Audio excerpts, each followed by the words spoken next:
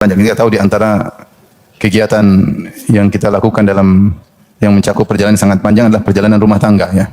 Kalau kita haji paling cuma 20 hari, 25 hari atau kalau reguler 40 hari, reguler 40 hari. Yang mungkin haji versi cepat cuma 15 hari, tapi kalau rumah tangga sampai puluhan tahun. Maka kita berusaha menjalankan kehidupan rumah tangga di atas ilmu sehingga kehidupan kita mendapatkan keberkahan. Setiap aktivitas kita bernilai pahala di sisi Allah Subhanahu wa taala. Apalagi Nabi sallallahu alaihi wasallam mengatakan, khairukum li ahlihi wa ana khairukum li ahli. Sebaik-baik kalian adalah yang terbaik bagi istri kalian dan aku adalah yang terbaik bagi istriku.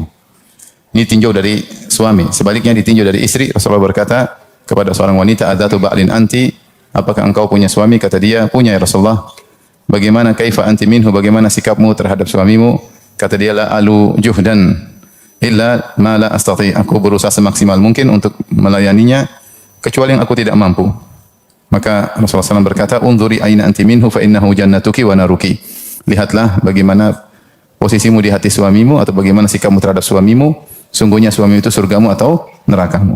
Maka ternyata dalam dua hadis yang saya sebutkan tadi menunjukkan bahwasanya pintu surga di antaranya adalah dengan jalur rumah tangga.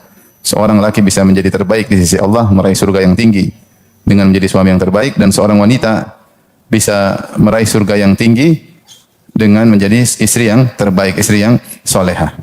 Maka hal ini menuntut baik laki maupun wanita untuk belajar tentang pembahasan terkait dengan kitabun nikah. Ya. Saya katakan tadi ini semua penting bagi kita semua yang sedang menjalani rumah tangga maupun yang mau menjalani kehidupan rumah tangga. Para jomblo maksudnya ya. Yang mungkin sekarang sebagian cita-cita belum ada. Siapa tahu setelah bahas ini ada cita-cita mau nikah ya. Karena sekarang lagi ngetren orang tidak mau nikah ya.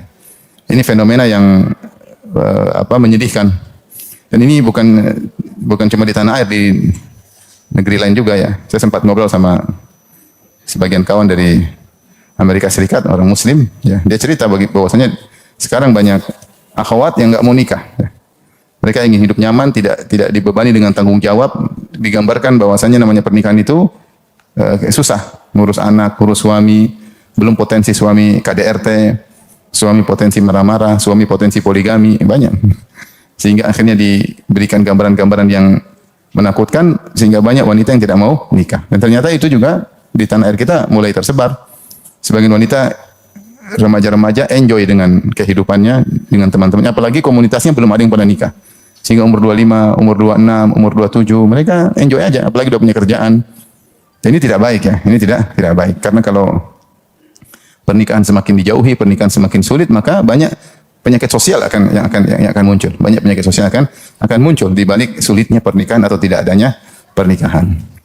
Oleh karenanya dengan belajar kitabun nikah, semoga para jomblowan dan jomblowati ya, bisa termotivasi untuk segera menikah, karena di balik pernikahan banyak sekali ibadah yang bisa kita lakukan ya.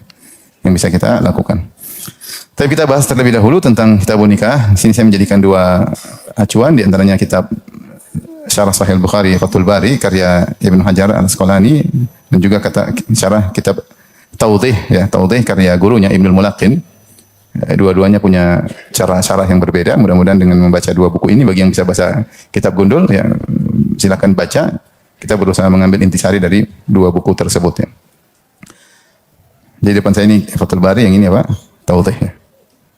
Nggak tahu nanti di sini apa lagi. Sementara dua dulu karena bukunya panjang-panjang ya. Baik, pertama adalah kitabun nikah ya. Kitabun nikah, khilaf di kalangan para ulama apa secara bahasa maknanya apa. Namun sebagian ulama mengatakan maknanya secara bahasa adalah dhamm wa tadakhul. Dhamm itu menggabungkan ya. Demikian juga disebut ya, menggabungkan laki dan wanita ya. Kemudian akad juga disebut dengan nikah, akad disebut dengan al-aqdu, disebut dengan nikah karena al-aqdu adalah sababuhu ya, karena akad adalah sebab terjadinya pernikahan ya.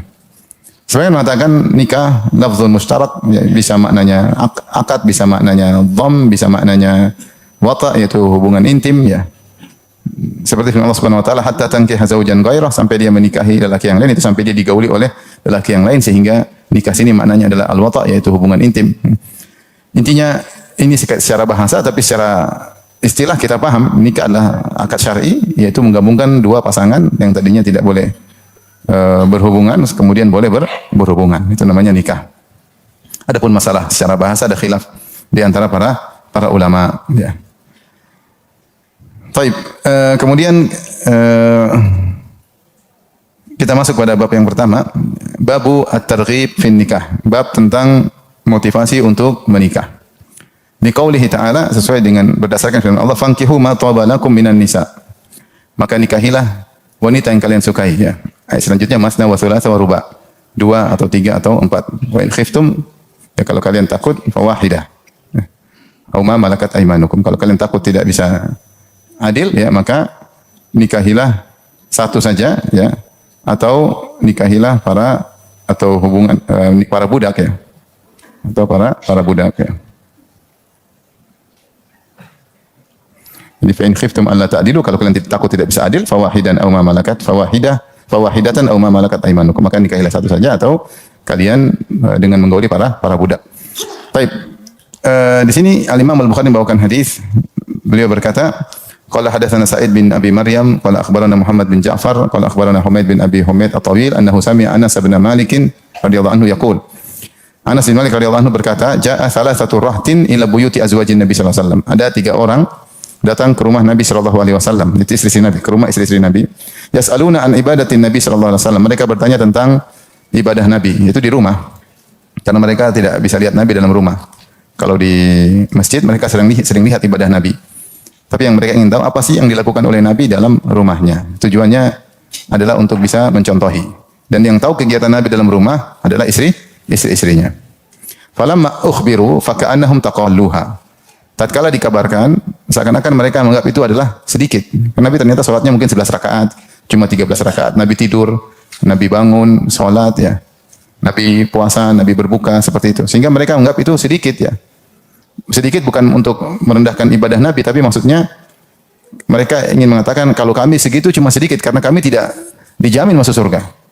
Sehingga mereka punya logika, kalau Nabi dijamin masuk surga ibadahnya segitu, maka kita yang tidak dijamin masuk surga harus ibadahnya lebih banyak. Qalu aina nahnu min Nabi sallallahu alaihi wasallam, kata mereka, apa kita ini mau dibandingkan dengan Nabi sallallahu alaihi wasallam? Qad ghafarallahu lahu ma taqaddama min dhanbi. Allah telah ampuni dosa-dosa yang telah lalu, wa ma ta'akhkhara, dan dosa-dosa yang akan datang. Ya, kalau gitu Rasul yang sudah dijamin masuk surga, bahkan pintu surga tidak bisa terbuka kecuali yang mengetuknya Nabi, dan Nabi adalah satu-satunya Nabi yang telah dijamin diampuni dosa-dosa yang telah lalu maupun yang akan datang. Telah dijamin diampuni dosa-dosa yang terlalu maupun yang akan datang. Dan ini cuma keistimewaan Nabi. Oleh kan dalam hadis syafaat, ketika Nabi Isa didatangi, orang-orang minta syafaat, kata Nabi Isa, pergilah kepada Muhammad, abdun qad ghufira lahu ma taqaddama min dzambihi wa ma ta'akhkhara. Muhammad adalah seorang hamba yang telah terjamin diampuni dosa-dosa yang telah lalu maupun yang akan datang. Dan itu tidak ada kecuali siapa? Rasulullah sallallahu alaihi wasallam. Apalagi dalam hadis, pintu surga tidak akan terbuka kecuali yang untuk Nabi sallallahu alaihi wasallam. Itu pun Nabi ibadahnya segitu. Logikanya kalau gitu kita yang tidak terjamin, maka kita harus lebih banyak. Mulailah mereka berijtihad. Qala ahaduhum, salah seorang dari mereka berkata, amma ana fa ana usalli lail abadan. Ya. Maka satu berkata, adapun aku akan salat malam terus-menerus. Wa qala akhar, yang satu berkata, ana asumud dahra wala uftir. Aku akan puasa tiap hari dan aku tidak akan berbuka selama-lamanya. Wa qala akhar, yang ketiga berkata, ana a'tazilun nisa fala atazawwaj. Saya akan tinggalkan para wanita dan saya tidak akan menikah selama-lamanya. Faja'a Rasulullah sallallahu alaihi wasallam, maka Rasulullah pun datang. Faqala antumul ladzina qultum kadza wa kadza. Maka Rasulullah menegur mereka, kata Rasulullah, kaliankah yang telah berkata demikian dan demikian? Ama wallahi inilah akhsyakum lillah wa atqakum lahu. Maka Rasulullah membantah mereka, kata Rasulullah, ama wallah, ketahuilah. Ama ini maksudnya seperti ala, sebagai tanbih, ketahuilah, demi Allah aku ini lebih takut kepada Allah daripada kalian, wa atqakum lahu, dan aku yang paling bertakwa di antara kalian.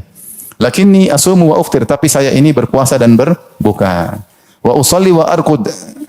Tapi kita lanjutkan, maka yang satu berkata, wa atazawwajun nisa, kata Rasulullah SAW, wa atazawwajun nisa, adapun aku salat dan aku tidur dan aku menikahi para wanita. Faman raqiba an sunnati falaysa minni. Siapa yang membenci sunnahku maka bukan dari golonganku. Tapi hadis ini datang dalam sebagian riwayat rohtun, dan rohtun secara bahasa Arab kata Ibnu Hajar dari 3 sampai 9. Datang dalam sebagian riwayat nafarun yaitu jumlahnya 3 sampai 10 ya. Jadi sebagian riwayat menunjukkan bukan cuma 3 orang, tapi lebih daripada 3 orang ya. Dan dalam sebagian riwayat ada tambahan, ada yang mengatakan la anamu alal firash atau kama qala. Saya tidak akan tidur di atas kasur. Satunya kalau gitu saya tidak akan tidur di atas kasur. Supaya apa? Semangat apa? Ibadah. Yang satu berkata lagi la akulul laham, aku tidak akan makan apa? Daging. Aku tidak akan makan daging, maksudnya supaya hidup zuhud, tidak ingin berfoya-foya, supaya fokus untuk ibadah. Jadi ada beberapa riwayat ya tadi yang saya sebutkan ya. Ada tambahan ya. Satu mengatakan aku tidak akan makan daging, yang satu la anamu alal firash. Aku tidak akan tidur la akulul lahma, dan satunya la anam alal firash. Aku tidak akan tidur di atas tempat tidur, di atas kasur. Ingin tidur di bawah aja. Jadi 5. Satu, saya akan sholat malam, tidak akan tidur. Yang satu, saya akan puasa, tidak pernah berbuka. Yang satu, saya tidak akan menikah. Yang satu, saya tidak akan makan daging. Yang kelima mengatakan saya tidak akan tidur di atas kasur tempat tidur. Di antara riwayat yang menunjukkan siapa 3 orang yang disebut dalam hadis yang tadi kita bacakan, ternyata 3 orang tersebut orang hebat yang suka ibadah. Yang pertama Ali bin Abi Thalib, yang kedua adalah Abdullah bin Amr bin Al-As radhiyallahu anhuma, yang ketiga adalah Utsman bin Maz'un. Utsman bin Maz'un radhiyallahu taala anhu. Ya. Kemudian ada sebagian sahabat yang lain, tapi 3 orang tadi disebutkan adalah Ali bin Abi Thalib, Utsman bin Maz'un, dan Abdullah bin Amr bin Al-As. Jadi mereka datang ini ingin mengetahui ibadah Nabi ketika di rumah, dan ini boleh kepo tapi niatnya baik. Untuk apa? Untuk mencontohi. Kenapa? Karena Nabi memang suruh untuk mencontohi dirinya. Maka melazimkan mengetahui kegiatan Nabi. Ternyata kegiatan Nabi tidak diketahui di rumahnya kecuali melalui jalur istrinya, Tapi kalau kepo sama ustaz nggak perlu ya. Karena sudah tidak ada sunnah ustaz, sunnah Nabi sallallahu alaihi wasallam. Jadi nggak usah datang-datang tanya sama istri ustaz ngapain aja kalau di rumah, nggak usah. Nggak usah. Kalau diceritakan semua kan ngeri, nggak usah. Nggak usah udah.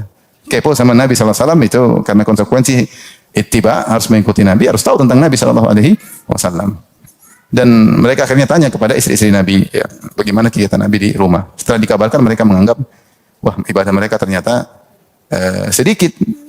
Artinya kalau mereka seperti Nabi sedikit. Bedanya apa? Karena Nabi sudah dijamin masuk surga. Mau nggak ibadah juga gampangannya masuk surga. Tapi kalau kita ibadah cuma segitu nggak terjamin. Maka kita harus lebih banyak. Beribadah. Sehingga mereka pun berijtihad. Yang timbullah 5 sikap tadi yang ingin mereka kerjakan. Ketika Nabi SAW mendengar itu semua, maka Rasulullah SAW pun tidak mendukung mereka, tetapi Rasulullah SAW membantah mereka. Rasulullah SAW membantah mereka, maka Rasulullah SAW mengatakan, satu-satu Rasulullah bantah. Ya. Rasulullah bantah secara terperinci, yang sampai kepada Nabi 3. Saya tidak akan tidur malam, saya akan sholat terus, sholat malam. Yang kemudian saya tidak akan berbuka, saya puasa terus. Yang ketiga, saya akan meninggalkan wanita. Tujuan mereka ini apa? Supaya kuat beribadah, supaya banyak beribadah. Karena kalau melakukan 3 ini akan mengurangi ibadah. Siapa yang tidur malam akan kurang sholat malamnya. Siapa yang berbuka maka akan kurang puasanya. Siapa yang menikah akan kurang ibadahnya. Benar atau tidak? Perempuan kan bikin sibuk, ya enggak? Istri bikin sibuk enggak? Sibuk ya. Ngurus ini, ngurus anu, ngurus ini. Nih. Dan semangat sahabat ini berpikir kalau saya punya istri, sibuk ngurusin apa? Istri. Supaya saya bisa fokus ibadah, enggak punya istri. Tidak akan menikah lama-lamanya. Dan ini mereka ikrarkan di antara mereka supaya semakin kokoh. Kata Ibnu Hajar, asalnya memang ibadah disembunyikan, tapi dalam rangka ada maslahat, yaitu untuk saling apa? Kuat-kuatan. Saya mau begini, kamu bagaimana? Saya mau begini, kamu bagaimana? Saya mau begini. Jadi bukan untuk riya, tetapi untuk saling mengkokohkan di antara mereka. Pembicaraan mereka bertiga. Dan akhirnya Nabi bantah satu-satu. Kata Nabi, adapun saya Nabi kasih bantahan bahwasanya kias yang kalian lakukan, kias aulawi itu tidak benar. Karena kias yang mereka lakukan, analogi yang mereka lakukan, jika Rasulullah sudah dijamin masuk surga, ibadahnya misalnya 50, kami yang tidak dijamin masuk surga, ibadahnya harus 1000, gampangnya demikian. Maka Nabi membantah kias tersebut, Nabi mengatakan, tidak demikian kelazimannya. Apa yang saya lakukan itulah yang terbaik. Ya, apa yang saya lakukan adalah yang terbaik. Makanya Rasulullah mengatakan, fa inni akhsyakum lillah ya wa atqakum lahu. Aku yang paling bertakwa dan aku yang paling takut. Sudah selesai. Apa yang buat orang rajin ibadah? Takut kepada Allah dan takwa kepada Allah. Saya di puncak ketakwaan dan saya di puncak rasa takut kepada Allah. Ternyata ibadah saya segini, inilah yang terbaik. Inilah yang terbaik. Maka analogi kalian itu salah. Maka saya berpuasa dan saya berbuka. Ini asum wa uftir. Wa anam wa arqud wa usalli wa arqud. Saya salat malam dan saya tidur. Saya tidur baru salat malam. Wa atazawwaju nisa, dan saya menikah wanita, bukan satu, bahkan saya menikah para wanita. Kemudian Rasulullah bantah lagi terakhir, wa man raghiba an sunnati falaysa minni. Siapa yang benci sunnahku, maka bukan bagian dariku. Menunjukkan bahwasanya sunnah yang benar seperti ini, tidur, salat, puasa, berbuka, kemudian menikah para wanita. Dan ini dalil bahwasanya tidak ada rahbaniyah dalam syariat Islam. Wa rahbaniyatan ibtada'uha ma katabnaha 'alaihim. Ya, dan rahbaniyah yang dilakukan oleh para pendeta, para pastor, yang kami tidak pernah wajibkan kepada mereka. Para pastor, mereka ingin beribadah kepada Allah dengan rahbaniyah sehingga mereka tidak mau menikah dan mereka tidak punya anak. Ini pastor dan suster kalau nggak salah ya. Benar nggak? Ya kan, pastor dan suster. Sehingga mereka niat untuk dekat kepada Allah dan dengan tidak mau menikah. Tidak mau menikah. Makanya Umar bin Khattab ketika melihat seorang pendeta yang sudah tua, Umar menangis. Ditanya, kenapa? Ma yukik, apa yang buat kau menangis, Amirul Mukminin? Kata Umar, saya ingat firman Allah, amilatun nasibah tasla naran hamiyah. Yaitu ada orang-orang di dunia capek berletih-letih, ternyata ujungnya masuk neraka. Di antaranya mereka ini, para pastor, para pendeta. Hidup sudah susah, tidak menikah, tidak punya istri, tidak punya anak. Dalam ketuaan sendirian. Capek loh, emang enak nggak punya istri? Enak kali buat jomblo ya. Gimana? Manusia punya hasrat yang harus dia salurkan. Kemudian dia tidak punya istri, dia tidak punya anak. Sementara orang bahagia dengan punya keluarga, orang bahagia dengan punya anak-anak. Dia enggak. Karena Allah Subhanahu Wa Taala. Jadi letih, capek, melawan hawa nafsu, letih sampai tua, ujungnya masuk apa? Masuk neraka. Ini buat Umar bin Khattab menangis. Maka tidak ada rohbaniyah dalam Islam. Bahkan sebagian sahabat karena saking ingin beribadah, kalau tidak dilarang rohbaniyah, mereka ingin kebiri supaya rajin ibadah. Tapi Rasulullah larang. Islam adalah agama yang proporsional, yang dimana siapa yang paling bertakwa dia tetap bisa menjalankan kehidupan sosial sebagai manusia.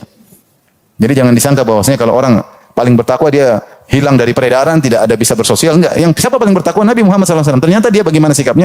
Dia menikah, dia punya istri, dia punya anak. Ya, kemudian dia berinteraksi dengan masyarakat, dia memimpin suatu negara. Jadi itu Islam yang porsinya ada. Jadi jangan sampai disangka kalau orang yang paling mulia di sisi Allah, yang diam di rumah, tidak makan-makan, sampai tinggal tulang belulang, enggak. Yang tidak mau kawin sama sekali, kemudian sampai sujud melulu, sampai wajahnya pucat, enggak, bukan itu. Islam tidak demikian. Islam itu agama yang luar biasa, adil dalam segala hal. Ya, sehingga seorang muslim yang sejati, yang ahli ibadah, yang takwa kepada Allah, tetap bisa menjalankan tugasnya sebagai apa? Sebagai makhluk sosial, yang berinteraksi dengan keluarga, dengan anak, dan yang lainnya. Makanya nanti mungkin ada pembahasan ketika hadis yang masyhur ketika Abu Darda mengunjungi Salman Al-Farisi, ternyata Salman Al-Farisi tidak menggauli istrinya dan sampai rumah puasa dan malam selalu bangun malam, salat malam sejak awal. Ketika Salman datang kepada rumah Abu Darda, dia melihat Ummu Darda mutabadzila. Ummu Darda pakaiannya tidak rapi dan ini suatu hal yang aneh, kebiasaan wanita Arab kalau suaminya tidak safar biasanya mereka bersiap untuk menjamu suaminya. Tapi ini kok wanita pakaiannya semrawut. Maka Salman berkata, "Masya'nuki, ada apa gerangan dengan engkau yang Ummu Darda?" Maksudnya kenapa pakaianmu semrawut? Maka dia jelaskan, "Akhuka Abu Darda laisa lahu hajatun ila dunya." Saudaramu Abu Darda, yaitu kawanmu, sahibmu, si Abu Darda atau suamiku Abu Darda, ya. Laisa lahu hajatun ila dunya. Dia tidak butuh dunia, itu dia tidak butuh saya. Dia tidak butuh belayanku, dia tidak butuh mesra denganku. Ngapain saya, ini makna dari perkataan dia, ngapain saya rapi-rapikan baju saya sementara saudaramu, kawanmu Abu Darda tidak butuh wanita. Nah, di sini Salman melihat ada problem dalam rumah tangga Abu Darda. Maka dia pun menunggu Abu Darda datang. Ketika Abu Darda datang, ternyata benar apa yang diduga. Disiapkanlah makanan buat Salman. Kata Salman, silakan makan. Kata Abu Darda, ternyata sedang puasa. Kapan mau datangi istri? Siang puasa, malam sholat malam. Ternyata benar siangnya puasa. Maka Salman berkata, saya tidak akan makan sampai kau buka. Buka dulu, kita makan bareng. Akhirnya Abu Darda berbuka puasa. Ternyata Salman tidak pulang, dia sholat malam situ. Pingin cek, benar nggak malamnya sholat malam? Ternyata benar. Baru sepertiga malam pertama sudah pingin sholat malam. Kata Salman, belum, tidur dulu, belum. Kemudian lewat lagi malam, mau sholat malam lagi, mungkin jam 11 atau jam 12 sudah bangun lagi. Katanya belum. Ketika sudah mungkin sepertiga malam yang terakhir, ketika bangun, nah ini saatnya kita sholat. Baru mereka sholat bareng. Jadi Salman sudah ngecek, dan Salman tidak langsung nasihat. Itu masih kan dugaan, dia pengen ngecek langsung apa yang terjadi pada saudaranya. Dan ini diantara fikihnya siapa? Salman radhiyallahu taala anhu, ya. Salman Al-Farisi. Kemudian akhirnya setelah Salman nasihati, "Inna li rabbika 'alaika haqqan wa li dhaifika 'alaika haqqan wa li ahlika 'alaika haqqan. Fa'ati kulli dhi haqqin haqqah." Dalam riwayat ini rabbika haqqan. Rabbmu punya hak wahai Abu Darda. Wali jasadika 'alaika haqqan, jasadmu juga punya hak untuk istirahat. Rob Allah punya hak untuk kau ibadahi. Tapi jasadmu punya hak untuk kau istirahat. Wali zaurika 'alaika haqqan, dan tamumu juga punya hak. Yang menziarahi kamu juga punya hak untuk kau ajak ngobrol, untuk kau jamu, untuk kau muliakan. Wali ahlika 'alaika haqqan, istrimu juga punya hak untuk kau mesrai, untuk kau cumbui, untuk kau gauli. Fa'atiku ladzi haqqin haqqan, maka berikanlah masing-masing haknya. Abu Darda ketika kisah tersebut, dia tidak langsung terima, dia segera menuju Nabi dan dia tanya kepada Nabi. Dan dia jujur, "Ya Rasulullah, saya begini-begini, Salman nasihati saya begini-begini." Dan Abu Darda niatnya baik, dia ingin beribadah kepada Allah sebanyak-banyaknya, dia merasakan kelezatan dalam ibadah tersebut. Dia merasakan kelezatan dalam puasanya, dia merasakan kelezatan dalam salat malamnya, sampai baru mungkin pada Isya dia bertidur sedikit sudah ingin salat. Tetapi masalah ibadah bukan masalah kelezatan kenyamanan kita, tetapi harus ikut aturan. Kalau ikut nyaman-nyaman, ada orang mungkin dakwah enggak pulang-pulang, ngapain pulang? Harus istri capek, belum tak ada pahala. Siapa yang sabar dengar omelan istri? Mending dakwah misalnya.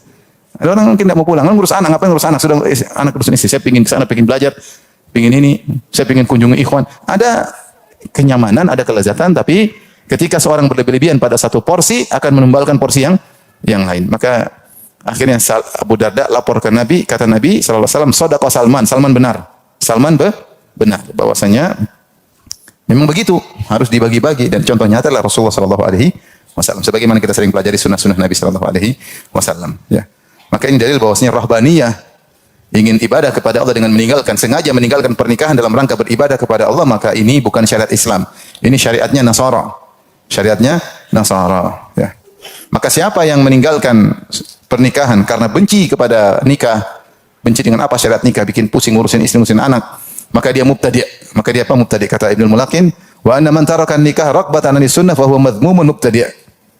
Siapa yang meninggalkan nikah karena tidak suka dengan sunnah, maka dia tercela dan dia adalah ahlul bid'ah. Adapun orang yang kemudian tidak menikah karena sebab tertentu, bukan karena benci kepada sunnah, tapi ada halangan-halangan yang tidak bisa membuat dia untuk menikah. Sebagaimana kita dapati banyak ulama atau sebagian ulama tidak menikah. Ada kitab tentang para ulama yang tidak menikah. Mungkin kondisi tidak mendukung mereka untuk menikah. Seperti Ibn Taimiyah rahimahullah tidak menikah. Padahal dia kalau sudah bahas nikah, tentang kewajiban suami kepada istri luar biasa. Tentang perhatian sama istri, tapi dia sendiri tidak menikah. Sebenarnya mengatakan karena dia tidak bisa menikah, dia sering dipenjara. Dia sering di ini, sehingga dia kalau menikah mungkin dia tidak bisa menjalankan tugas sebagai seorang apa? Suami. Kondisi membuat dia tidak bisa menikah. Di antara juga Imam Nawawi rahimahullah juga tidak menikah. Ya, ada hal-hal yang dialami oleh para ulama yang mereka kalau nulis tentang pernikahan, mereka tulis luar biasa, tapi mereka sendiri tidak bisa menikah. Maka kalau ada yang tidak menikah karena sebab tertentu, seperti kondisi dia tidak mampu untuk menjalankan tugas sebagai seorang ayah atau sebagai seorang suami, maka mereka punya uzur di hadapan Allah Subhanahu wa taala.